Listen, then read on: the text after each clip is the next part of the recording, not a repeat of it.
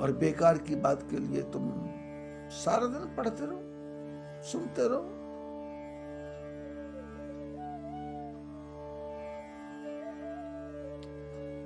राम भगवान का विवाह हो गया, 4 बहुएं आ गई, 4 बेटों की शादियां हो गई, विवाह हो गया। जब ते राम ब्याह घर आए, नित नव मंगल मोद बधाए। जब से राम जी विवाह करके घर में आए हैं, नित नया नूतन मंगल ही मंगल हो रहा है। और एक दिन राजा दशरथ बैठे हुए थे,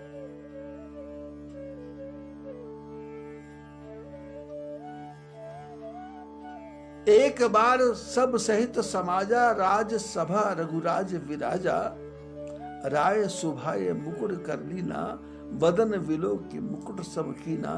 राजा दशरथ ने देखा, मंत्रियों ने कहा कि आपका मुकुट थोड़ा टेढ़ा हो गया है। तो राजा ने कहा सीधा कैसे करना है? तो बोले आप स्वयं कर लें। तो बोले मुकुट ले, वो शीशा ले आओ, शीशा आईना ले आओ।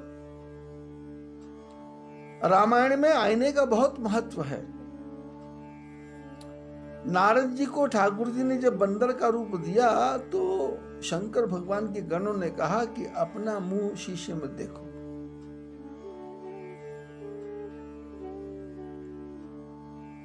आईने में देखो। और ये आईना है, ये झूठ नहीं बोलता। आईना बताता है कि चेहरे पे दाग है। अब दाग है तो आईने को गाली देने से नहीं हुआ, चेहरे के दाग को साफ कर लो।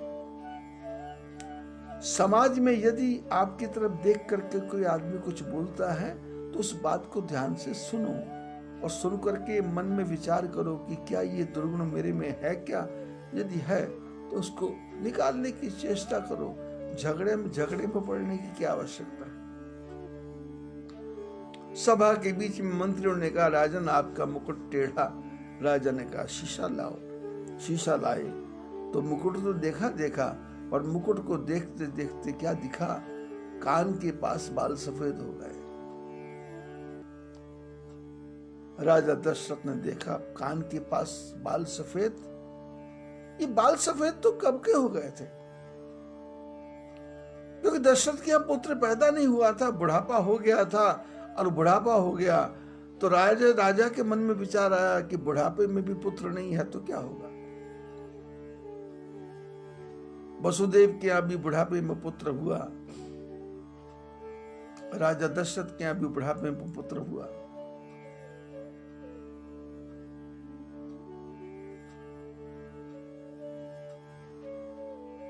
राजा दशरथ ने विचार किया बुढ़ापा तो कब का आ गया था, लेकिन संसार की सारी कामनाएं पूर्ण हो गई तो बुढ़ापा समझ आ गया।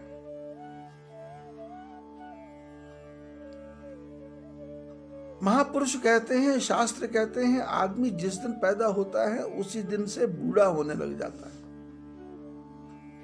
बूढ़ा मैंने बड़ा। पिता की उम्र 25 साल है, बेटे की उम्र 1 दिन है।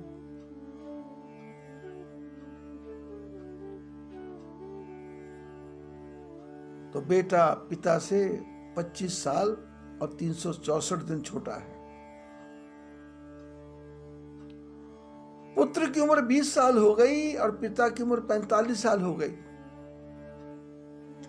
अब पुत्र पिता से हाफ में आ गया।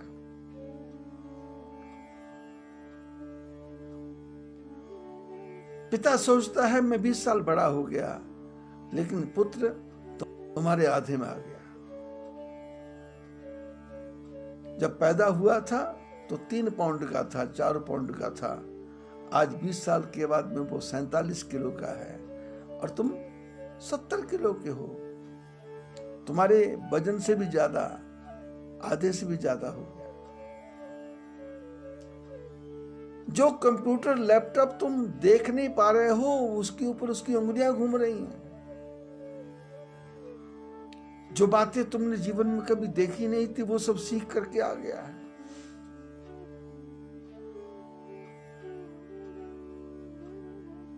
पैदा होने के साथ ही बुढ़ापा आने लग जाता है, लेकिन बुढ़ापे का ध्यान कब आएगा?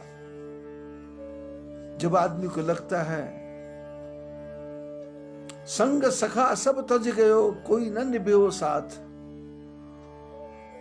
कहो नानक इस विपत में टेक एक रघुनाथ। मुसीबत में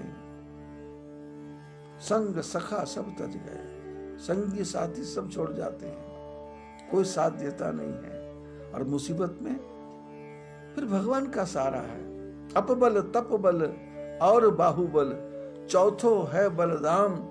सूरदास जब सब बल निपटे, तो हारे को हरि नाम।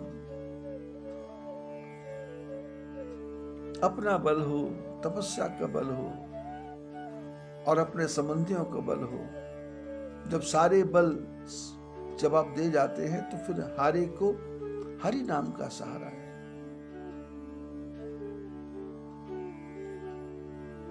अंत काल का समय आता है, तो आखिर के जब समय में यम पकड़ेगा आए, उसको भी क्या कहेगा, मुझको फुर्सत ना है। अंत समय में शास्त्र ने कहा अंत गति सो मति, अंत मति सो गति। अंत में तुम्हारी बुद्धि कैसी है, जैसी बुद्धि है वैसी गति हो जाएगी। और अंत में मति कैसी होगी, जैसे तुम 24 घंटे विचार कर रहे हो, संसार में दलदल में फंसे हुए हो, गले गले तक डूबे हुए हो। अभी पिछले 10 महीनों से क्या हो रहा है?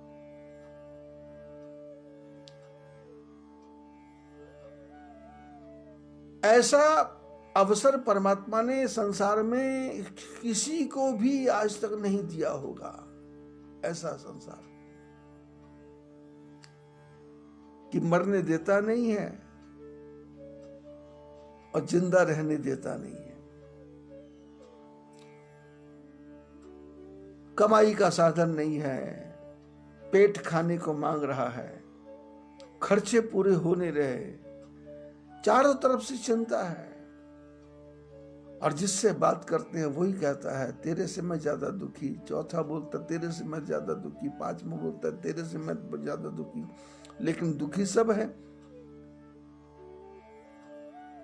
कितना सुंदर 10 महीने का समय बीत रहा है। भगवान ने मनुष्य को उसकी औकात बता दी, भगवान ने विज्ञान को उसकी औकात बता दी, भगवान ने बड़े बड़े धर्माचार्यों को उनकी औकात बता दी, भगवान ने बड़े बड़े ज्योतिर्विदों को उनकी औकात बता दी, भगवान ने बड़े बड़े पंचांग बनाने वालों को उनकी औकात बता दी।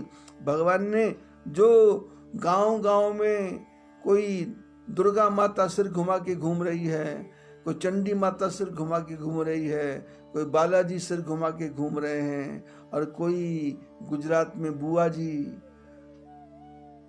दूसरों के कष्टों को हरण करके सिर घुमा रहे हैं, ऐसा कर रहे। किसी का कुछ नहीं चला। मंदिर बनाए थे, भगवान ने कहा आना मत। बीच में लोगों ने विधर्म धारण कर लिया, मस्जिद बना ली। भगवान ने कहा इधर आना मत, देखना मत। चर्चा करने के लिए चर्च बना लिया। भगवान ने कहा यहां क्या रखा है, चलो अपने घर बैठो। किसी ने कहा राधा स्वामी करेंगे, बोले कुछ नहीं करना, घर बैठो, मुंह पे कपड़ा लगाओ, तुम्हारा मुंह भी देखने लायक नहीं है, किसको अपने मुंह थोपड़ा दिखा रहे हो, चेहरे पे क्या क्रीम लगा रहे हो, पाउडर लगा रहे हो, शैम्पू लगा रहे हो, हटाओ, सब बंद करो, कुछ नहीं, बंद। किसी के गले मिलना नहीं, किसी के गले पड़ना नहीं, किसी से हाथ मिलाना नहीं, किसी को मिलने जाना नहीं। शादी हो घर में बैठो, मर गया घर में बैठो, बच्चा पैदा हो गया घर में बैठो, हॉस्पिटल में जगह नहीं है, शमशान में जगह नहीं है, कब्रिस्तान में जगह नहीं है, कहां जाएं? किसी की समझ नहीं आ रही। भगवान ने मनुष्य मात्र को उसकी औकात बताई। अमेरिका हो जा, फ्रांस, जर्मन हो जा, जापान, चाइना हो जा, ऑस्ट्रिया, दक्षिण अफ्रीका हो जा, साउथ अफ्रीका हो या कोई भी हो, भारत हो, वैक्सीन बनेगी। लेकिन भगवान ने कहा वैक्सीन की जरूरत क्या है, तुम मेरे नाम का स्मरण करो, मैं वैक्सीन खुद ही बना दूंगा। मैं इतने बड़े ब्रह्मांड को चला सकता हूं, तो मैं तो क्या कोरोना को नष्ट नहीं कर सकता? ये कोरोना तो मैंने इसलिए भेजा है, इसका नाम कोरोना है, लेकिन जब भगवान की करुणा होगी तो कोरोना क्या बिगाड़ेगा?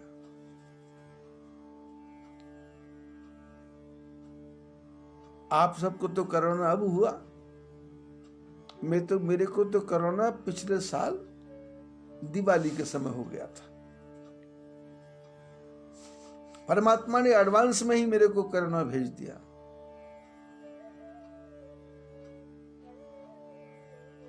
मेरे को मिलने के लिए हाई कोर्ट के रिटायर्ड जज माहेश्वरी जी आए थे। वो आज भी आने वाले हैं बद्रीनाथ का दर्शन करने के लिए। पिछले साल भी दिवाली के समय आए थे।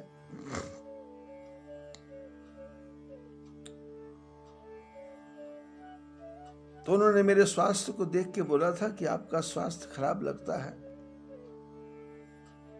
कहो तो मैं आपको अपने साथ ले चलूं। मैंने कहा नहीं, अभी ठीक है। लेकिन वही जो कोरोना के लक्षण, मेरे सारे फेफड़े, उसके अंदर कफ जम गया था और मेरे को आईसीयू में जाके रहना पड़ा। तो भगवान ने तो मेरे को कोरोना पहले ही भेज दिया था, एक इशारा कर दिया था कि ये रोग तेरे को जो हुआ है अब दुनिया को होगा, पर मैं तेरे को ठीक कर रहा हूं और तू ठीक हो करके इस कोरोना के बीच में भगवान का भजन करना, परमात्मा का चिंतन करना, ठाकुर जी का भजन करना, अच्छे अच्छे काम करना। दुनिया कोरोना से दुखी होगी, पर तू सत्संग करके सबको ज्ञान बांटना। और मार्च महीने से नहीं, फरवरी महीने से अपना ये सत्संग चल रहा है। भगवान का ध्यान करेंगे तो भगवान की करुणा होगी।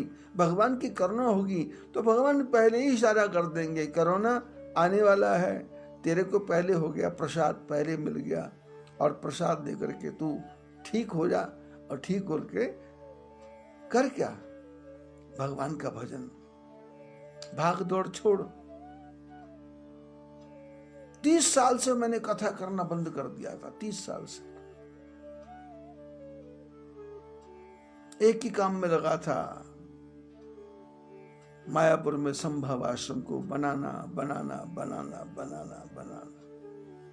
और उसके पीछे उद्देश्य ये था कि बद्रीनाथ केदारनाथ की यात्रा पे लोग आ रहे हैं, उनको थोड़े पैसे में भोजन की व्यवस्था हो जाए। पैसा नहीं भी है तो भोजन की व्यवस्था हो जाए। खाली एम्प्टी पॉकेट है तो भी भोजन की व्यवस्था हो जाए। तो अपने शिष्यों के साथ में उनके बल के ऊपर मैंने ये संकल्प किया कि 100 कमरे का आश्रम बनाएंगे। अब आश्रम तो 100 की जगह 400 कमरे का बन गया, पर हुआ ये, सत्संग छूट गया। अब सत्संग छूटा तो लिखा है कि विश्व विद्या अभ्यास बिन भोजन गरल अघाई, शुभ को संग दरिद्र विष वृद्ध नारी विष गाई। बोले यदि विद्या को आप बार बार रिपीट नहीं करोगे तो विद्या विष बन जाएगी, भूल जाएगी, विस्मरण हो जाएगा। विद्या का अभ्यास करते रहना चाहिए। विश्व विद्या अभ्यास बिन। और भोजन को ज्यादा खा लिया तो वो विष हो जाएगा। भोजन गरल अघाई, ज्यादा अखा के भर पेट खा लिया, ठुक ठुक के खा लिया तो विष हो जाएगा। शुभ को संग दरिद्र विष, बोले अच्छा आदमी बुरे आदमी का संग कर ले, दरिद्र आदमी का संग कर ले तो उसके लिए जहर के समान है। अगर आपको हमारा कंटेंट पसंद आया हो तो वीडियो को लाइक करें, ज़्यादा से ज़्यादा शेयर करें और हमारे चैनल को सब्सक्राइब करें।